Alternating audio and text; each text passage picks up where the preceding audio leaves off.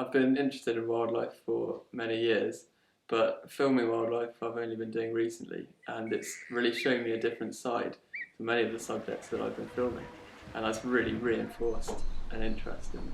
I love photography, and when you suggested to me about doing video, I thought, well, it's a new skill and it'd be really interesting to learn it.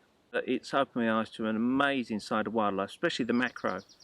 I've never looked at bugs in the same way before, and then once you start, it just draws you in. Absolutely amazing. It's been incredible. It's certainly broadened my horizons, and it really has been mind-opening.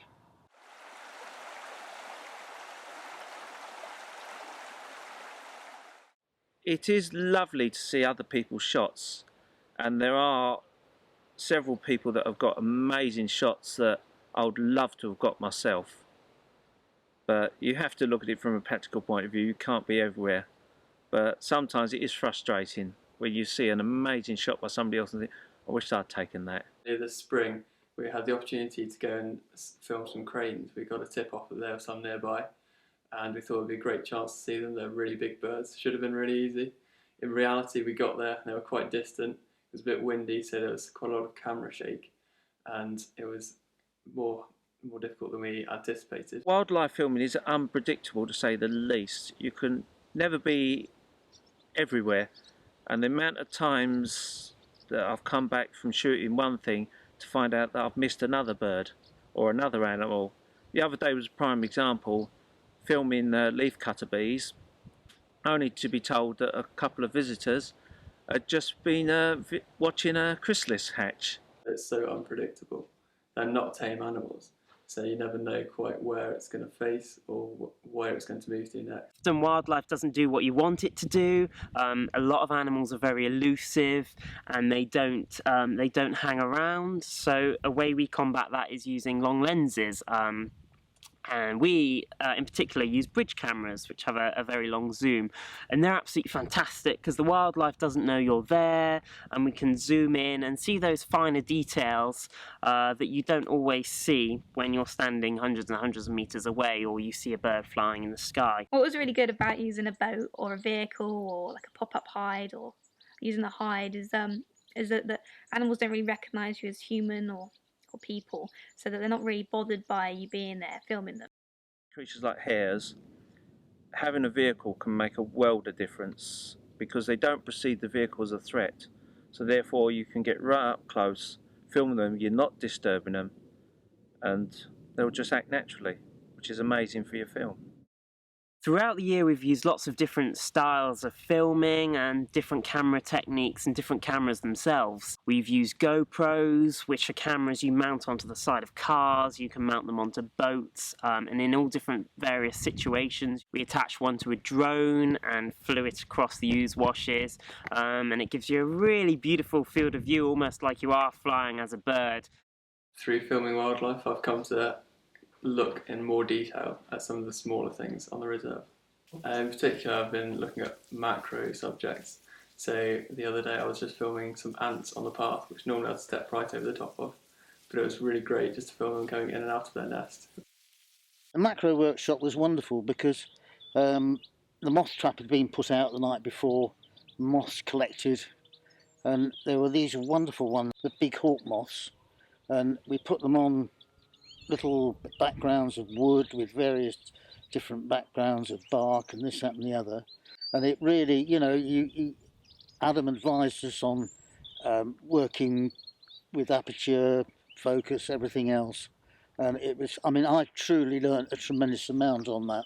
Sound is really important when you're shooting video. It really sets the scene and gives a tone for the video and what you're going to see. So when you're shooting video it's important to try as best you can to make sure that you're recording a good quality of sound at the same time. You want to capture the atmosphere, really bring something else. Talking over, I mean, I'm as guilty as he is, admittedly, but talking over clips is one of our biggest problems. I've got a lovely clip, and all through the entire clip someone's talking on the phone to their mum. So whilst we were filming, we were having a great day, getting all these great shots, and a car alarm decides to start going off. So that was great for our audio and for the animals. So they were all, we were all a bit like, what's going on? There's a car alarm going off and we're in the middle of nowhere. It really didn't do very well for our filming, having the car alarm go off. It was, yeah, really irritating. Well, sound is very important. I mean, joking apart, we have made some right bloopers with talking over clips, which at the time doesn't seem such a big thing, but then when you're editing and you've got to find sound that fits a clip, it reminds you of you should have got it right in the first place. My favourite is the glacier crested grebes that I noticed on the river going backwards and forwards from home, and I tended to follow them over the summer from little tiny, you know, mini grebes to almost fully grown adults. And there was one lovely sequence that I managed to get where one of the youngsters, almost as big as Mum, hitched a ride on Mum's back, and you could see Mum sort of straining her neck because it got a bit of a stiff neck, so this weight dragging it round. One of my favourite ones, getting the shots put onto BBC Look East News. Here it is, stretching from Fenstanton in Cambridgeshire to Downham Market in Norfolk. The area is a haven for wildlife, including kingfishers, which are drawn to the watery landscape. Prime slot was lovely to see some of my shots on there, and the work of others, of course. I must forget the others, but that was probably one of my highlights. There's nothing better than hearing somebody phone you up and say, "Oh, I've seen some of your shots on telly." I mean, it's the ultimate accolade, isn't it, really? One of the things about the project is that it's going to put the subject of wildlife, what we do at Welney, in touch with people and brings people in touch with wildlife. There's so much incredible nature and wildlife action happening around us all the time, but not many of us get to see it. So the fantastic thing about this job is that we can take it to people's homes, we can show them these videos and create these short films and show them the incredible things and wildlife in action that's happening all around us. Go for it. That would be my one thing I'll say, is go for it, because it is amazing. It might take a while and it might be frustrating on the journey, but when you get it right, looking at that footage on your telly, it's just amazing.